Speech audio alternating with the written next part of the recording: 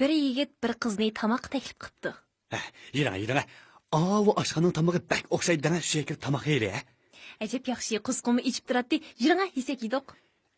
Nime yeyimiz ras? Aşkanı kirgüçe müşet tutla bir değiş falaydı. Oldin ola deb qo'yay, ishqib men to'g'ri go'shi yeyman. Vay, künde tok geçemsiz, he? To'g'ri go'shi degan yumshoq, yeyishlik tursa. Siz nimişki bırak etim, kalı güçü yapakmaysız deyme, kalı güçü şundak yakşı tursa. İşte quyunga qo'li go'shini mi yem derdim. Yemeyçi, kalı güçünün ozul kıymeti yok reymundaq. Yey, siz undaq degan bilan qo'li degan uchun yo'longa yo'q mo'ngdigan tursa, uning go'shini qandoqmi yegil bo'lsin?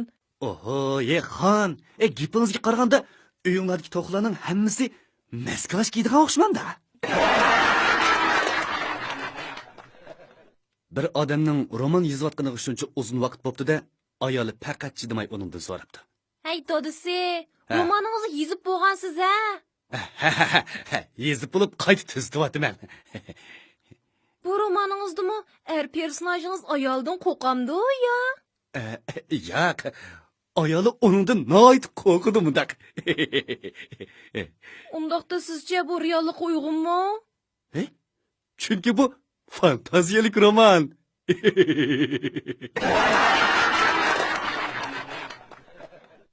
Uyda tulu o'ltirib ketgan bir ayol erig'i mundaq debdi.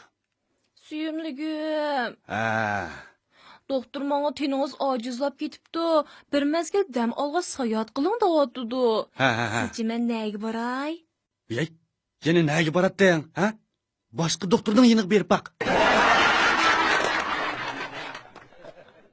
Bir qiz aralashayotgan yigiti haqida bir xizmatdoshiga dard to'kib beribdi. Viyi, men sizga desam-chu qarang. Uning yomon odatlari bek to'lajimi? Masalan, qandoq deysiz? Masalan-chu qarang, u qahvani so'l qo'lda aralashtirdi. Buning nimasi yomon? Qaraganda yigitingiz so'lxa ekanda, ha? So'lxaylar bak aqlli keldi, buning nimasi yomon deysiz? Yaxshi bo'pti-ku. Voy, nima deydigansiz xizmatdeshim? U qo'shiq ishlatmaydi da'vatimi? Nima deysiz?